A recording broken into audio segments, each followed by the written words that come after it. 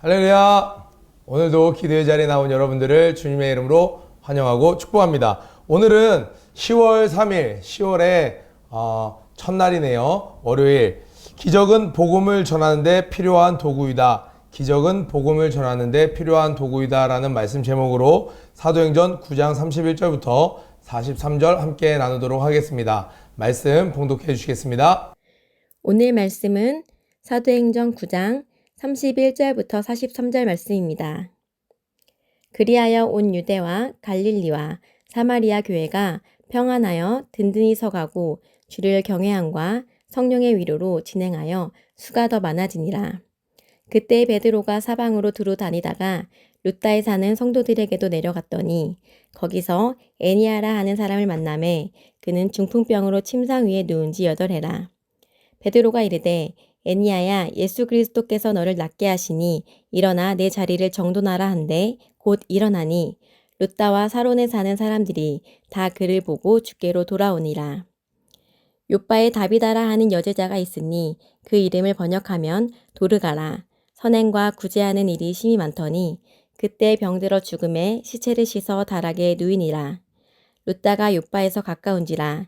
제자들이 베드로가 거기 있음을 듣고 두 사람을 보내어 지체 말고 와달라고 간청하여 베드로가 일어나 그들과 함께 가서 이르매 그들이 데리고 다락방에 올라가니 모든 과부가 베드로 곁에 서서 울며 도르가가 그들과 함께 있을 때에 지은 속옷과 겉옷을 다 내보이거늘 베드로가 사람을 다 내보내고 무릎을 꿇고 기도하고 돌이켜 시체를 향하여 이르되 다비다야 일어나라 하니 그가 눈을 떠 베드로를 보고 일어나 앉는지라. 베드로가 손을 내밀어 일으키고 성도들과 과부들을 불러들여 그가 살아난 것을 보이니 온 욥바 사람이 알고 많은 사람이 주를 믿더라. 베드로가 욥바에 여러 날 있어 시몬이라 하는 무두장이의 집에서 머무니라. 아멘.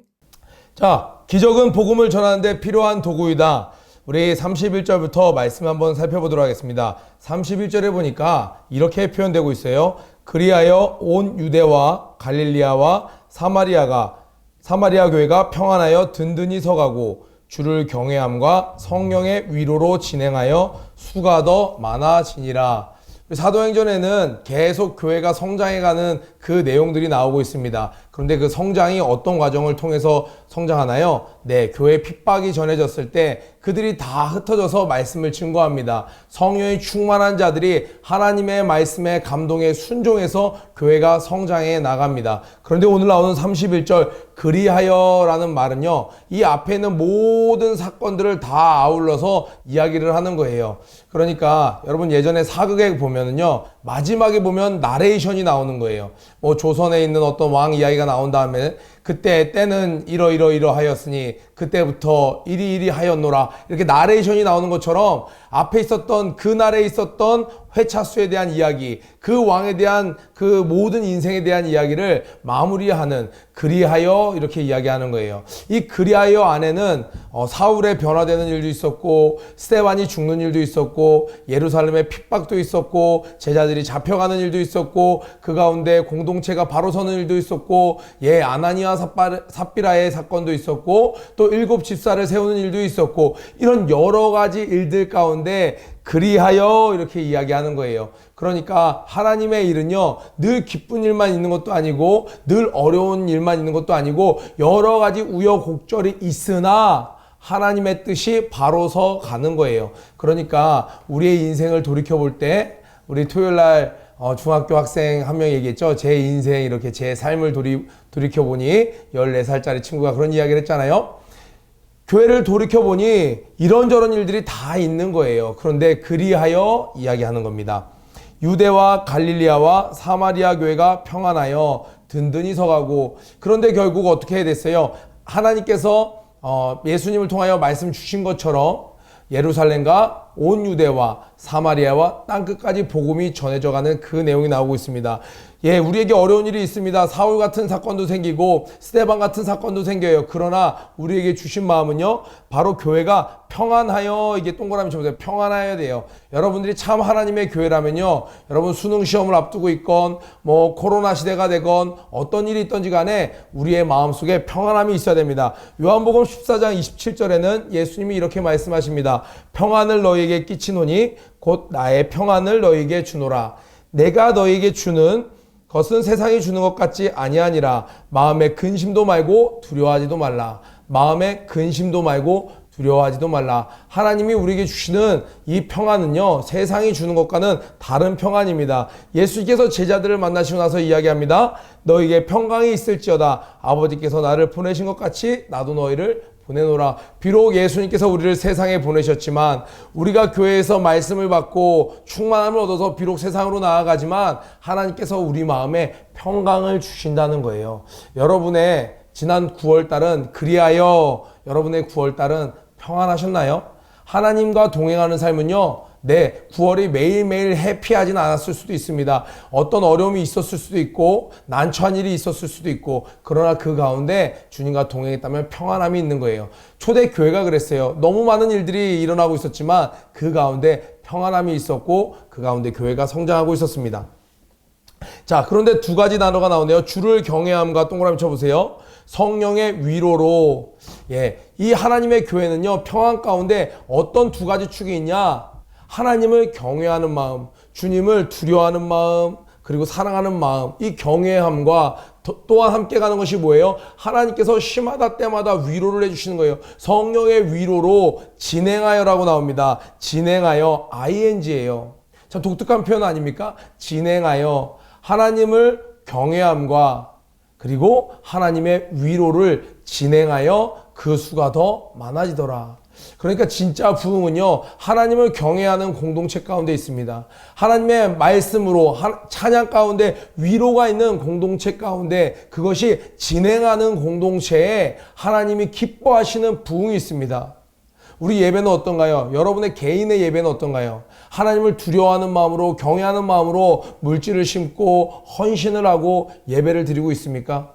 또 그 가운데 하나님과 교통함으로 말미암아 하나님이 주시는 그 한량없는 주의 자비가 내려와 그 두 가지 축이 있습니까? 그때 우리 삶에 주님이 계속 ing 진행하여 그 수가 더하여 가더라. 교회로는 성도들이 많아지는 거예요. 그럼 우리 내면에는 주를 찬양함이 첫사랑이 회복되는 것이죠. 이것이 진정한 부흥이었다라는 거예요. 31절에 이렇게 이야기가 됩니다. 그런데 32절에 보니까 그때 베드로가 사방으로 두루 다니다가 루다에 사는 성도들에게 내려갔더니, 자, 이 32절은요, 어디에 이어지는 말씀 같아요?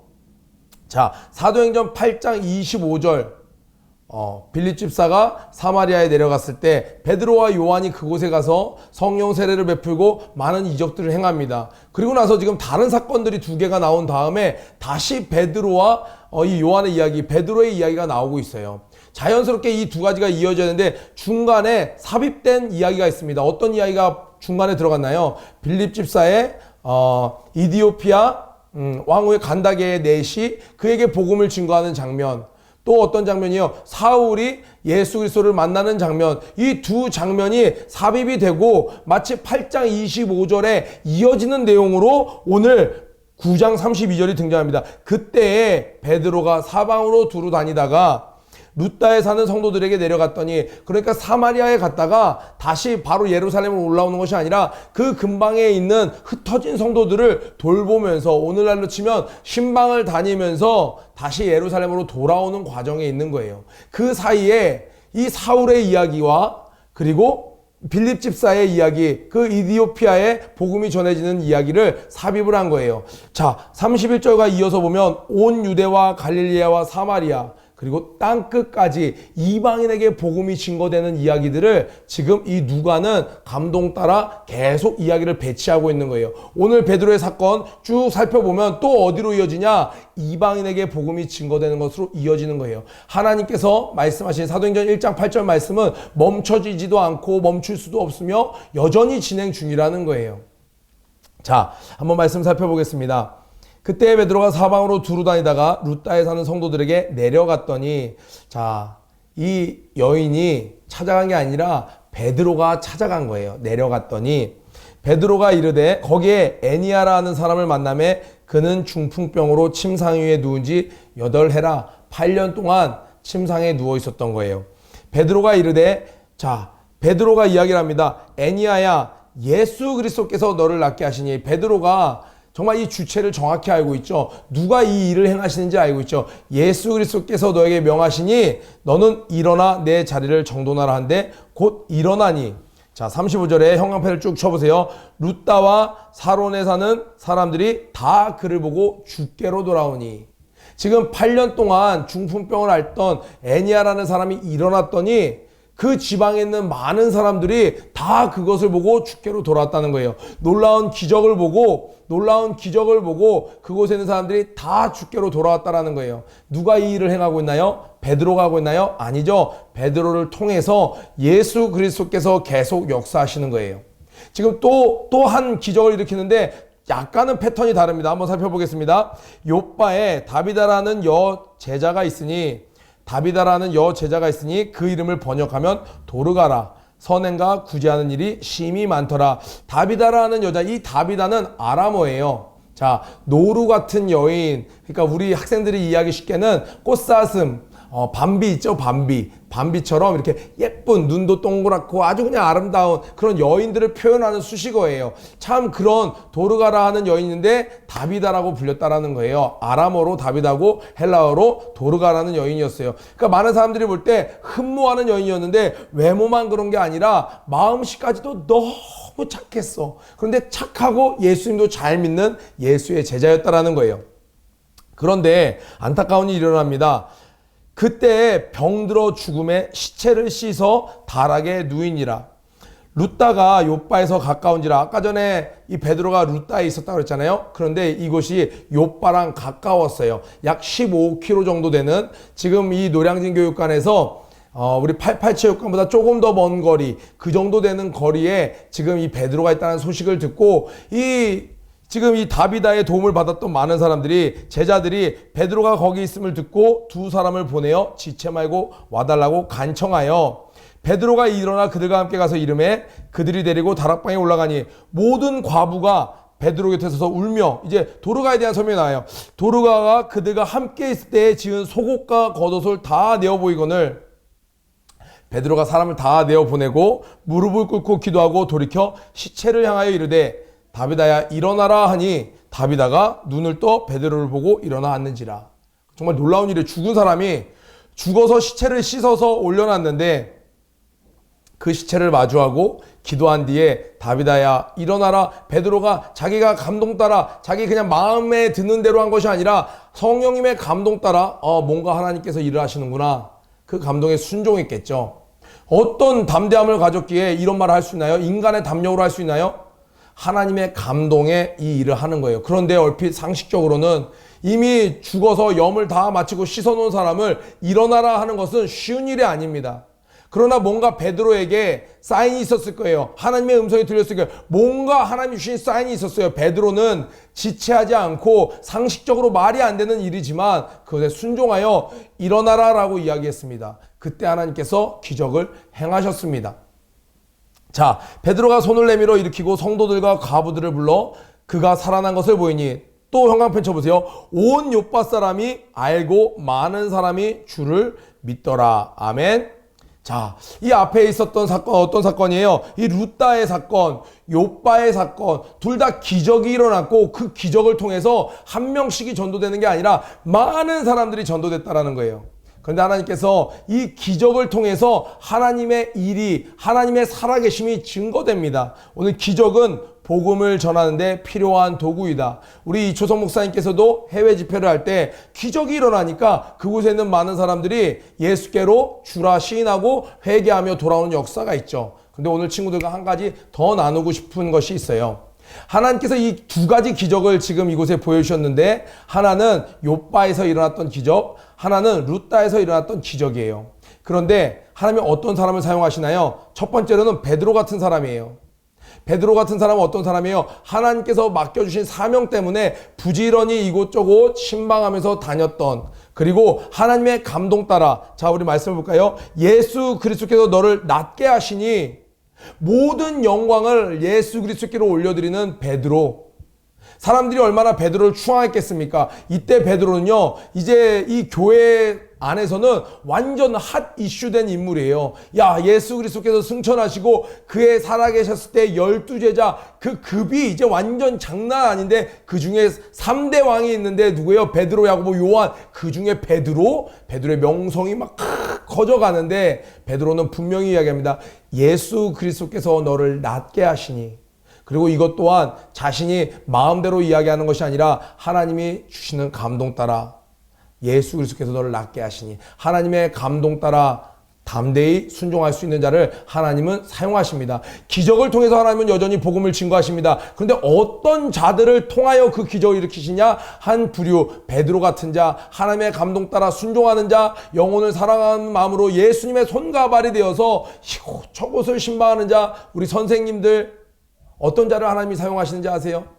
베드로가 지금 이 교회들을 성도들에게 내려갔더니 이 8년 된 병자가 찾아온 게 아니에요. 베드로가 이곳저곳 돌아다니다가 보니까 8년 된 병자가 보였던 거예요.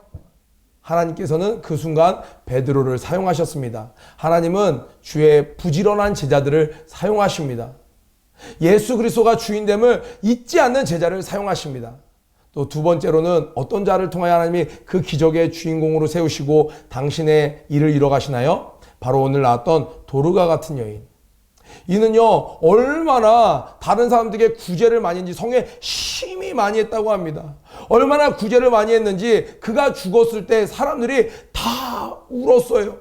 베드로가 오니까 베드로가 뭔가라도 해줄 수 있을 줄 알고 뭔가 베드로에게 이 도르가를 그대로 보낼 수 없다라는 마음에 그 도르가가 살아있을 때 자신들에게 베풀었던 일들을 다 이야기하는 거예요. 오늘 성경을 보니까 속옷을 만들어주고 겉옷을 다 내어 보인 오늘 증거물이죠. 그런데 중요한 건 이 물질보다 중요한 건 이 물질을 나에게 주었다는 것보다 중요한 것은 뭐냐? 이 도르가는 마음일까요? 그들과 함께 있을 때 마음으로 그들의 삶을 함께 살았다라는 거예요.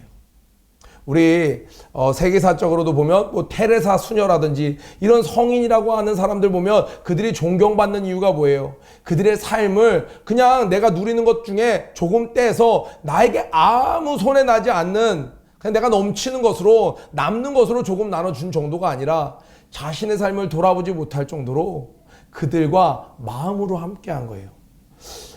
우리 총회장 목사님 보세요. 건강을 관리하라고 그래요. 그게 지혜라고 얘기합니다. 성도들에게 무리하지 말라고 이야기합니다. 그런데 정작 당신은 영혼들을 위해서 매일 무리하시는 걸 봐요. 그러니까 하나님이 그러한 목사님을 통해서 당신의 기적을 행하시는 통로로 여전히 역사하시는 거예요. 엄마 아빠 보세요. 얘야 좀 쉬엄쉬엄 해라. 그러나 엄마 아빠는 자녀를 위해 쉬지 않고 일을 하고 밤새 바느질을 하고 음식을 하고 빨래를 하고 아이들을 위해서 수고하는 것은 부모의 몫입니다. 이 도르가는 예수 그리스도의 희생의 사랑으로 충만해서 그곳에 있는 어려웠던 사람들을 돕느니라 자신을 좀 돌보지 못했던 것 같아요. 그래서 그가 죽게 되었을 때 사람들이 아유 좋은 사람 하나 갔네 정도가 아니라 울면서 그가 정말 우리를 위해 이렇게 희생했노라고 제자들이 가서 베드로를 모셔올 정도로 베드로에게 울면서 자기들의 마음을 쏟아놓으면서 이 사람이 나에게도 이랬었습니다. 그 사람을 통해 하나님이 기적을 행하신 거예요. 여러분들의 삶은 어떠한가요? 주변에 너무 인색하지는 않습니까? 정말 하나님은 희생의 섬김의 모습을 보여주셨는데 우리는 나에게 해가 되지 않는 선만, 내가 손해보지 않는 선만 이것저것 계산하면서 혹시 나누고 있지 않습니까? 혹시 나만 너무 부유하게 지내고 있지는 않습니까? 내가 누리는 모든 것들이 혹시 사치는 없습니까? 주변에 한번 돌아보세요. 나의 도움이 필요한 곳이 있을 거예요. 내가 조금 손해보면 남들은 많이 풍족할 수 있는 그런 상황이 있다면 여러분 한번 정말 예수 그리스도의 제자 되었다면 한번 도전해 보시길 바라요. 그런데 우리 선생님들, 우리 친구들 그렇게 하는 친구들 많이 있죠? 여러분 감사하세요. 예수님이 그런 사람을 찾으세요. 그리고 당신의 이름을 높이기 위하여 당신의 이름을 만방에 전파하기 위하여 기적의 주인공들을 찾고 계시는데 도르가 같은 그런 자들, 그 구제가 심히 많았던 자들, 그냥 보여주기식이 아니라 마음으로 함께 나눠서 그들이 이 도르가가 우리에게 준 것은 이 겉옷 속옷보다 중요한 것이 우리와 함께 해주었었어요. 그러한 자들을 찾으십니다. 오늘 말씀, 기적은 복음을 전하는데 필요한 도구이다. 하나님은 여전히 지금도 ing 하시는 분입니다. 오늘도 하나님은 그 사람을 찾고 있습니다. 그 사람이 저와 여러분 되길 주님의 이름으로 축복합니다. 우리 구호 외치고 아침 기도에 마치도록 하겠습니다. 고 준비! 런 앤 플레이! 시작! 모든 일에 전심전력하는 하루가 되자! 한 주간 승리하세요.